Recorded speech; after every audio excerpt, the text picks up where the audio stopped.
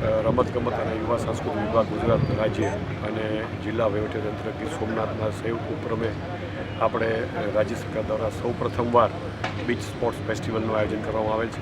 તારીખ 18થી 21ના રોજ જે આપણું મારુતિ બીચ છે ત્યાં આ બધી સ્પર્ધાઓનું આયોજન થશે.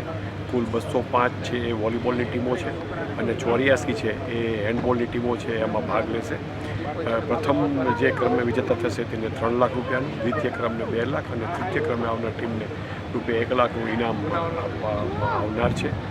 તો મારી દરેકને અપીલ છે કે આ આપણે યજમાન છીએ, આપણને આ લાભ મળ્યો છે તો મોટી સંખ્યામાં આવીએ અને ખેલાડીઓનો ઉત્સાહ વધારીએ. તેમજ આજે એક ઓર્ગેનાઇઝર તરીકે અત્યારે અઘોરી મ્યુઝિકનું લાઈવ કન્સર્ટ છે જેમાં તમામ જે ટીમો છે એના સ્પર્ધકો છે એ ભાગ લેવાના છે અને એ માધ્યમથી આપણે એમનો ઉત્સાહ વધારશું. તો દરેક આપણી જે પ્રજા છે એને અપીલ છે કે મોટી સંખ્યામાં જોડાય અને આ જે ફેસ્ટિવલ યોજાય છે એનો લાભ લે.